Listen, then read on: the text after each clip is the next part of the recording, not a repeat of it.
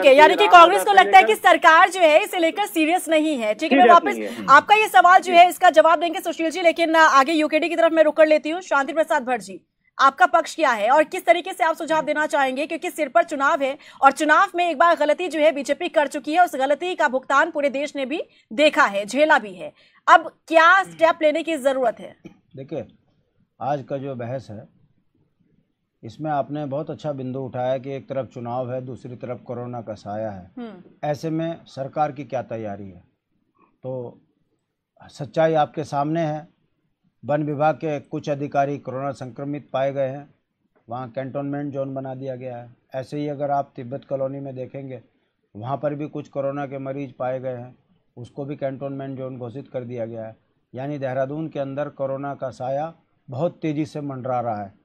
और दूसरी बात मैं जो कहूँगा, आज देहरादून के प्रत्येक परिवार के अंदर जाकर अगर आप देखेंगे, बुखार, खांसी, जुकाम लगा हुआ है। ज़बरदस्त वायरल पूरे देहरादून के अंदर है। ऐसी स्थिति में भारतीय जनता पार्टी, जो सरकार हमेशा ये कहती है कि हम जनता के साथ हैं, जनता की जान की हमको चिंता है, भाजपा के नेता गली नुक्कड़ में राजनीतिक नौटंकियां कर रही हैं। आज वो कोरोना भूलकर जिस तरीके से भीड़ इकट्ठी कर रहे हैं, तो मुझे लगता है कि ये चुनाव फरवरी में चुनाव ना होकर एक सांकेतिक चुनाव में बदल जाएगा, क्योंकि तब तक देहरादून से लेकर पूरा उत्तराखंड कोरोना के ग्रस्त चपेट में पूर्णतः आ चुका होगा।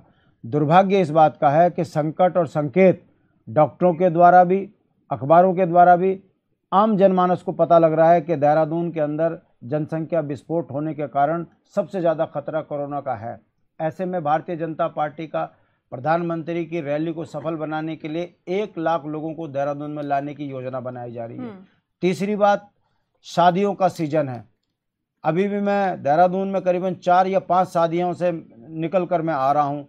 जिस तरीके से भीड़ चल रही है, मास्क किसी ने पहना नहीं है, तो तय मान के चलिए रीना जी कि सिर्फ महीना 1.5 महीने के अंदर देहरादून के अंदर और उत्तराखंड के अंदर कोरोना का संकट पूर्णतः जनता के बीच में आ चुका होगा और उत्तराखंड संकट के नज़दीक होगा। ऐसे में यदि चुनाव होगा तो मुझे लगता है बहुत बड़ी आफत आने वाले समय में है।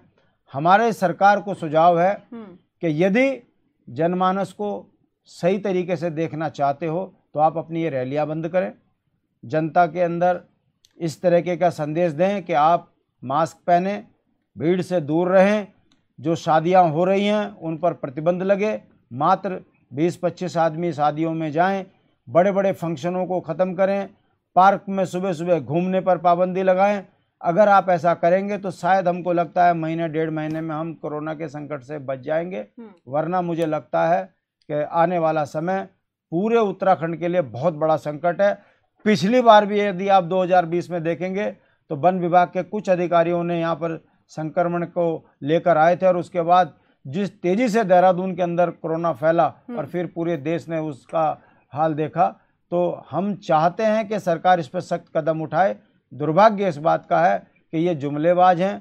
जुमलेबाज केवल जनता के सामने जुमले तो फेंक सकते हैं, मगर जहां राजनीतिक स्वार्थ आता है तब ये किस तरीके से नतमस्तक होकर अपने स्वार्थ को पूरा करते हैं, ये जनता ने पिछले 5 सालों में अनुभव देखा है कि इन्होंने कोरोना के संकट में सरकारें में मुख्यमंत्री बदलना हो, कोरोना के संकट में जिन्होंने जो है टेस्टिंग में घोटाले करना हो, कोरोना के संकट में राशन घोटाला कर डालने वाले हों, कोरोना के संकट में जो है कोरोना की किट को खरीदने में घोटाला कर जाएं, तो ये सरकार नहीं समझ पा रही है कि हम जनता के लिए बनी हुई सरकार है या अपना घर भरने के लिए बनी हुई सरकार है। ये संदेश जा रहा है, वरना जिस तरीके से अखबारों की खबरें आ रही हैं कि आज धामी जी ने वहां रैली करी, आज प्रधानमंत्री जी यहां आएंगे, इनको कोरोना से कोई डर नहीं है, ना कोरोना की चिंता है, इनको अगली सत्ता लूटने की चिंता है, जिस कारण उत्तराखंड का जनमानस संकट में है।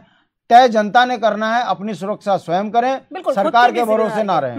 बिल्कुल बिल्कुल, खुद की भी जिम्मेदारी हो जाती है। हर एक नागरिक खुद की जिम्मेदारी ले कि उन्हें किस तरीके से लापरवाही नहीं बरतती, बल्कि उन्हें एहतियातन कदम उठाते हुए काम करने की जरूरत है। सुशील जी, आप इस पर जवाब देना चाहते हैं, लेकिन मैं आपको वक्त दूंगी, लेकिन चर्चा को आगे बढ़ा